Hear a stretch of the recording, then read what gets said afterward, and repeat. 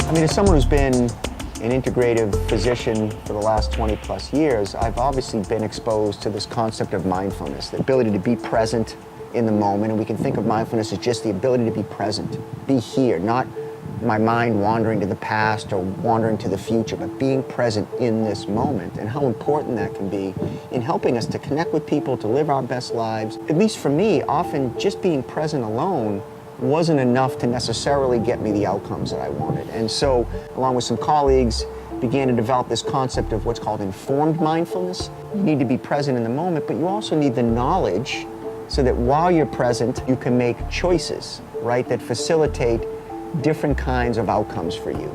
I began to think more about this and again, talk to friends and colleagues and kind of morph the thinking to this idea of intentionality. What am I really trying to do? What do I really want? What is this? Again, a lot of people like to talk about, what is my why?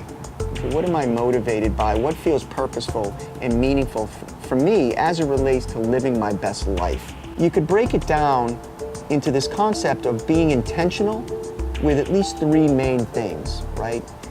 Intentional thinking, intentional acting, and then really intentional connection. We create needless suffering for ourselves when we don't sort of think with intention. When we allow our mind to sort of wander and tell ourselves lies about ourselves, about others in our lives, about a potential future that we're envisioning, and all the disasters and terrible things that could happen to us, or maybe things that happened in the past and interpreting and putting a new meaning to them. So one of the keys in living a life that feels fulfilling and lessening that suffering, right, is being present and actually being able to say, am I thinking with intention here? Is my thinking consistent with what I know to be true, with the facts? Is my thinking consistent with my values and my beliefs on a deeper level that relate to sort of this vision that I have for myself and who I want to be in this world and how I want to show up in this world? Of course, that thinking often then also needs to translate into how do I act? Right? And if I stop in that moment, how am I acting? And is that acting in a way that has intention such that it is, again, consistent with who I am, who I want to be, and how I want to show up in this world? An example of that, the way that I speak to others, right?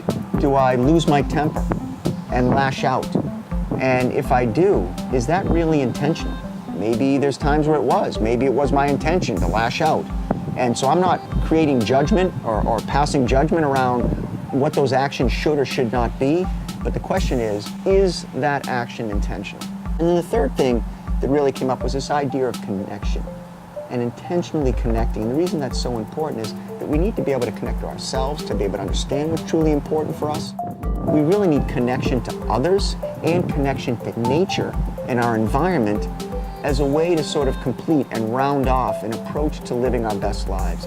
And when we lose those connections, or when we're not connecting in an intentional way, a piece of the puzzle is missing for living our best lives and living a life consistent with our values, right? Because a value is what? It's really just a direction we want to take in our life, right? That comes from what we believe is important and purposeful to us. And so we need to be able to think, we need to be able to act, we need to be able to connect with intention. And that stems from an ability to be present in the moment. Be awake, be aware.